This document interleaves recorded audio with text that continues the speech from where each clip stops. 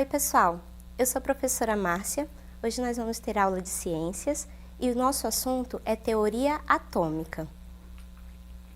A teoria atômica ela foi criada por Dalton no início do século XIX e ele acreditava que os átomos eram esferas maciças, indivisíveis, homogêneas, indestruíveis. Mas esse termo átomo ele foi criado muitos anos antes. Em torno de 2.500 anos atrás, um filósofo grego chamado Demócrito, ele acreditava que os corpos da natureza eram formados por partículas muito pequenas e que não poderiam ser divididas. E a essas partículas ele deu o nome de átomo. Então, o átomo ele vem do termo grego que significa átomos, que nós podemos traduzir como aquilo que não pode ser dividido, que não pode ser cortado.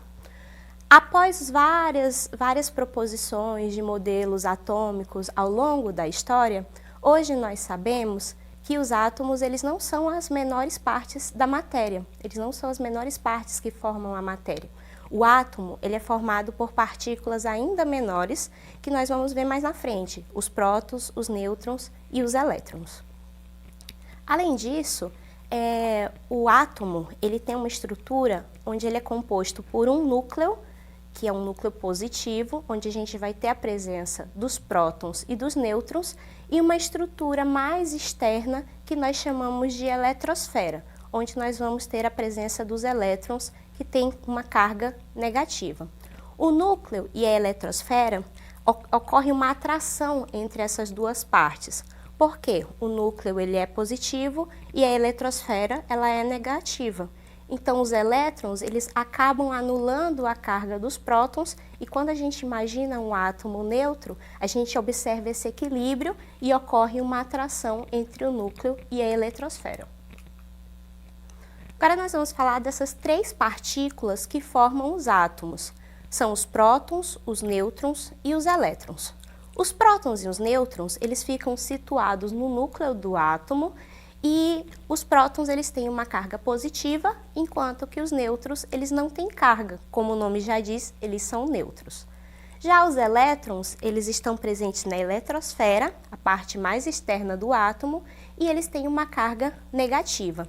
Quando a gente compara a massa de prótons, nêutrons e elétrons, a gente observa que os prótons e os nêutrons, eles têm uma massa parecida, enquanto que os elétrons, eles são bem menores quando comparados com os prótons e com os nêutrons. Os átomos, eles não são iguais. Então, nós temos na natureza vários elementos químicos que a gente vai conseguir diferenciar um do outro através dessas características que eu vou apresentar para vocês. A principal característica que a gente utiliza para diferenciar um átomo do outro é o número atômico, que a gente pode representar pela letra Z. O número atômico corresponde ao número de prótons, a quantidade de prótons que estão presentes no núcleo de um átomo. Se vocês observarem essa imagem do hélio, a gente vai observar com a coloração avermelhada os prótons no núcleo, com uma coloração acinzentada os nêutrons, e ao redor na eletrosfera a gente tem os elétrons com uma coloração azulada. A gente percebe que no exemplo do hélio nós vamos ter a presença de 2 prótons. Então, o que significa? O número atômico desse elemento químico é 2, porque ele tem a presença de 2 prótons no seu núcleo. Com relação ao número de massa, o número de massa ele é representado pela letra A e ele vai indicar para a gente a soma de prótons e nêutrons dentro do núcleo. Então, basicamente, a massa ele vai representar a massa que está presente ali no interior daquele núcleo. Como que a gente determina? É só somar o número de prótons mais o número de nêutrons. Pegando o mesmo exemplo do hélio, a gente observa que no núcleo a gente tem a presença de 2 prótons e de 2 nêutrons. Somando esses 2 elementos, nós vamos ter um total de 4. Então, 4 vai ser o número de massa desse elemento químico. Os átomos, eles são representados de uma forma com que a gente consiga saber a qual elemento químico aquele átomo está relacionado e também de uma forma com que a gente consiga saber qual é um número de massa e qual é um número atômico. Na imagem, vocês vão ver a representação de um átomo de enxofre, que é representado pela letra S. Vocês vão ver mais na frente que os elementos químicos, eles recebem letras que podem ser uma, duas ou três letras, com a primeira letra sempre em maiúscula. E nem sempre essa primeira letra vai ser ao pé da letra o nome daquele elemento químico. Por exemplo, o enxofre, que começa com a letra E. Ele começa ali com a letra S, porque ele é a letra que começa o nome do enxofre em latim. Se vocês observarem, a gente tem uma numeração ali 32, logo acima do lado esquerdo, que está relacionado com o número de massa. Então, aquilo significa que esse enxofre ele vai ter 32 prótons e nêutrons. Quando somados no núcleo, nós temos 32 prótons mais nêutrons. E embaixo, no canto esquerdo, nós vamos ter o número atômico. Então, o que isso significa? Significa que esse átomo ele tem a presença de 16 prótons no seu núcleo. E tem como a gente saber quantos nêutrons esse elemento químico tem? Sim, é possível. É só a gente pegar o número de massa e subtrair do número atômico. A gente sabe que o número de massa é prótons mais nêutrons. Se a gente subtrair o número de massa pelo número de prótons, que é um número atômico, nós vamos chegar ao número de nêutrons. 32 menos 16 é igual a 16. Os átomos, eles podem apresentar semelhanças. Nós temos 3 tipos de semelhanças que nós podemos classificar os átomos. Primeiro são os isótopos. Os isótopos são aqueles átomos que apresentam o mesmo número de prótons, ou seja, o mesmo número atômico, mas possuem diferentes números de massa. O que isso significa? Os isótopos, eles sempre estão relacionados a um mesmo elemento químico. Esses isótopos, eles sempre estão relacionados a um elemento químico que tem sempre as mesmas características químicas. Os isótonos vão ser aqueles elementos químicos, aqueles átomos onde a gente vai apresentar o mesmo número de nêutrons, a gente consegue observar o mesmo número de nêutrons, mas um número diferente de prótons e de massa. Tem um exemplo ali do potássio e do cálcio. O potássio ele tem como número de massa 39 e o cálcio tem número de massa 40. Já o potássio tem número atômico de 19 e o cálcio tem número atômico de 20. Se nós subtrairmos do potássio 39 menos 19, a gente vai ter um número de nêutrons igual a 20.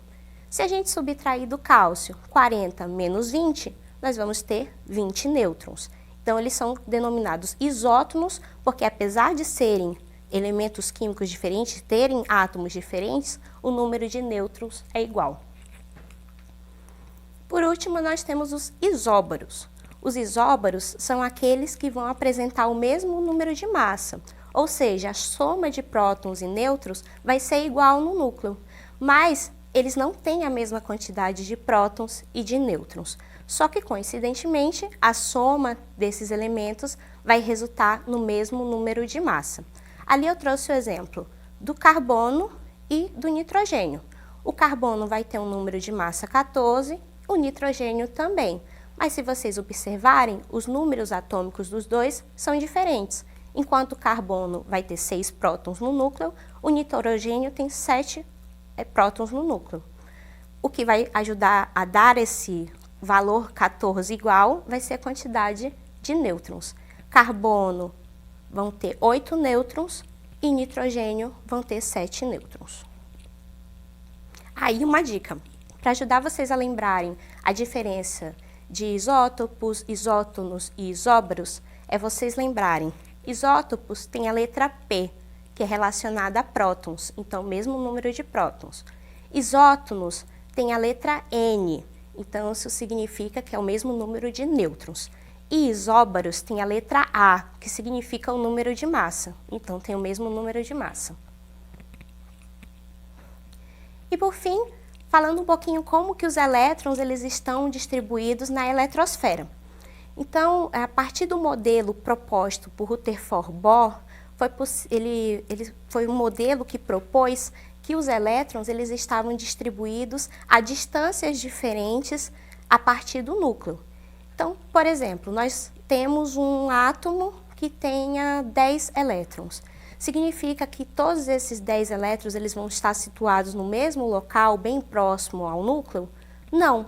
Então, nós temos o que nós chamamos de camadas ou níveis de energia.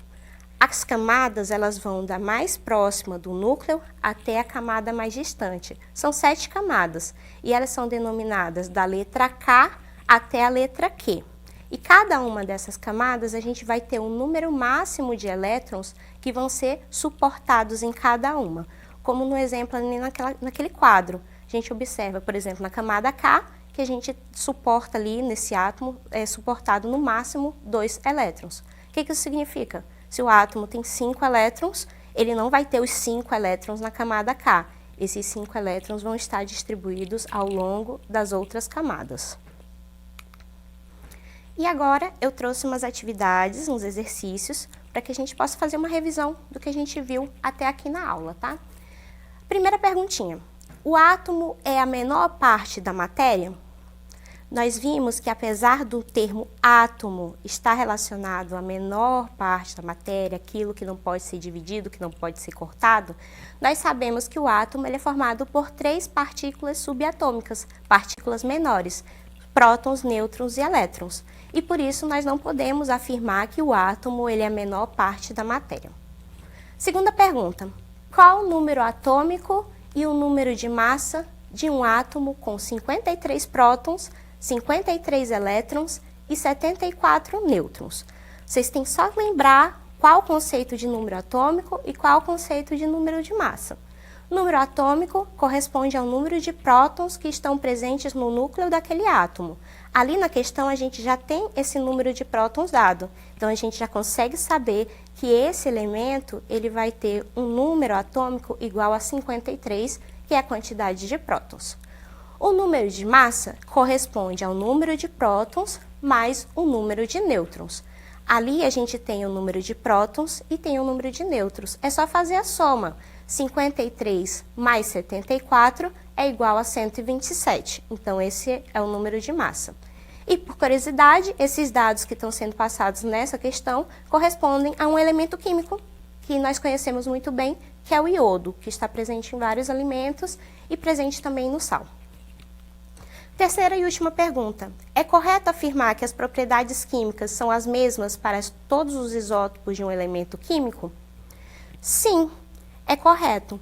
Por quê? Porque os isótopos, eles sempre vão corresponder ao mesmo elemento químico. Isótopos sempre vão ter o mesmo número atômico, e isso faz com que aqueles átomos, eles correspondam ao mesmo elemento químico e tenham as mesmas propriedades químicas. Então é isso. Eu espero que vocês tenham compreendido.